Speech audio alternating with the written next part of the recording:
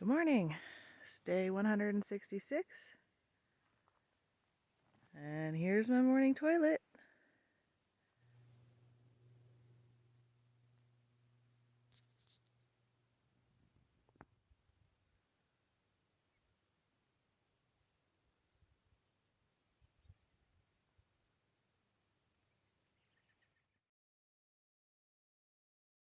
I'm here at Dishpan Gap, PCT northbound mile 2497.9, I think.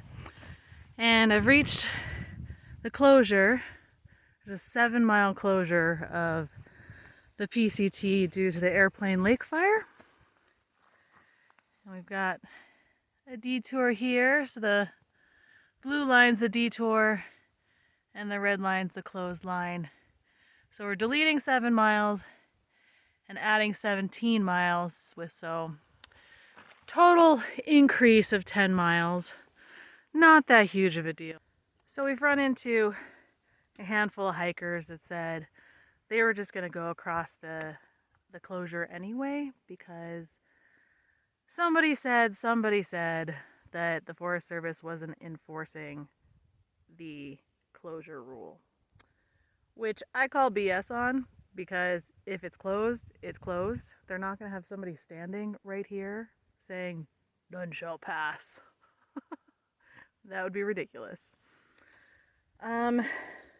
So I'm a rule follower, and Bobcat and I are going to go around on the detour. But also, I mean, I took the week-long guard school wildland firefighter training to get my basic certification to be able to go out on wildland fires. I didn't actually go out on any, but I've learned enough to know that I don't know shit. And that there's people that study wildland fire and fire behavior and are in these careers for 10, 20 plus years. And they probably know way more than I do. So I'm not going to take the stance like a lot of PCT hikers seem to, like the big bad Forest Service is just closing it to mess with my hike. No, they're probably closing it for public safety. I don't know. Maybe, probably, obviously. Yeah, but gosh, now when I'm standing here, it's only 7 miles. So it really is tempting to just go. But you know what? My former wildland firefighter husband would kill me. Here we go toward Blue Lake. Just climbed up 1,000 feet out of that fog. And now we're gonna go on this side of this ridge down to Blue Lake.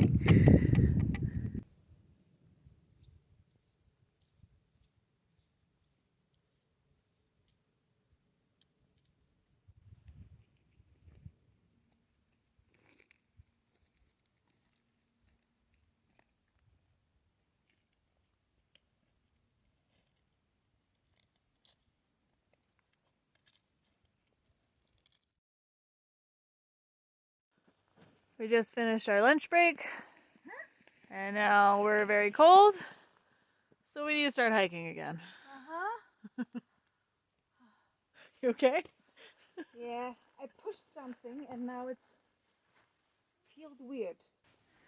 This detour is very steep on its ups and downs, which makes me grateful for the 500 feet or less per mile of the PCT. This trail is intense. And we've been spoiled on the PCT. I think today and tomorrow we've got some 900, almost 1,000 foot per mile elevation changes. So we're extra hardcore. which means we're not going to make our 15 miles per day quota. But it's okay, we have extra food. And we're just going to do our best and go from there. I do have to say, though, we are really jealous of the people that did not follow the rules and went and did the closed fire route. But that's okay. It's day 167, and we're crossing the North Fork Sauk River. And in about 8 miles? No, 7 miles, we're gonna get back to the PCT. Up a crazy steep hill. We found a banana slug. It's the first one I've seen the whole trail. And it's not even on the PCT. Bobcat refused to kiss it. Because apparently they have lots and lots of them of that size in Germany in the gardens. And everybody hates them. Cultural differences.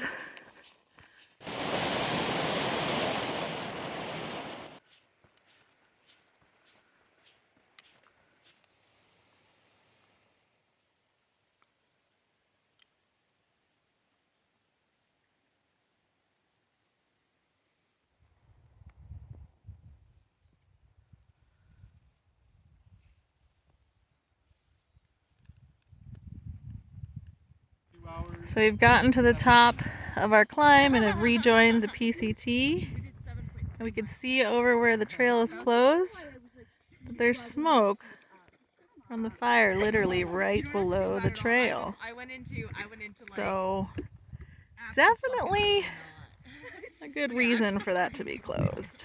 We made the right choice. It's funny because like you don't swear a lot normally. And we've caught up Well, actually, I don't know. these guys. So our reroute basically took us across that ridge and then down into that valley below, North Fork Sauk River, and then we walked upriver this way and then hiked the side of this giant hill I'm standing on because we're badass. Still going up.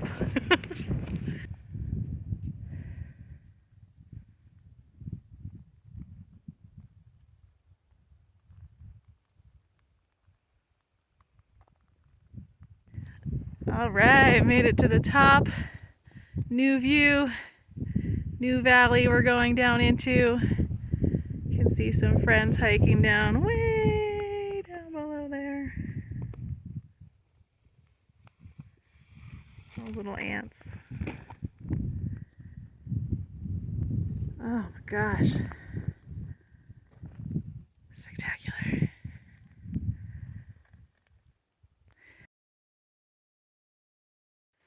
Found another cool mushroom. Look at that one. It looks like a bird with feathers. So cool. So Bobcat and I lost each other again today. Oh, no. This was a mistake. It was a mistake, yeah. Yeah, but I found her again. We were climbing up the big hill and I pulled over to the side after a mile because I found some water and I was going to get some water and I was waiting for her. But while I was going to get the water behind the bush, she passed me and she thought I had stopped to go pee, which normally we just pass each other and continue on our way, but I didn't know she passed and she didn't know that I didn't know that she passed. So I waited for an hour and I got really worried that she was fallen or injured or hurt somewhere and I was going to start hiking back down the hill. And then she comes around the corner from uphill and I was like, how did you get above me? And we realized what happened. And then I started crying because I was getting panicked that she was hurt somewhere. And you know me, I get emotional and I cry about lots of things. So I cried and she felt bad, but We're good now. The solution is so easy. The next time I sit next to her backpack until she's come back from peeing. We just need to be better at communicating. Yeah, maybe I just scream behind the bushes. Are you peeing? That might work. Because I do pee a lot. But we're here at camp. We had a big day. We hiked over 4,000 feet in elevation gain, climbing out of the detour. But that was really cool seeing the fire. Yeah, this was so close. So, the fire was on the end of the closed trail, so we can saw it from our lunch break point out, and the clouds and the smoke. So It was I was really glad that we not hiked through, that we did the detour, but the detour sucks. yeah, it was super steep. And we did it because we're We did. awesome and we're strong and we now know that we can do Yep. even harder things. So That's the point, and this is the reason why we take tomorrow an easy day with under 4,000 feet up. yep. And this is camp. We got a tent here and a tent over there and a nice creek going by over there. Good night. Good night.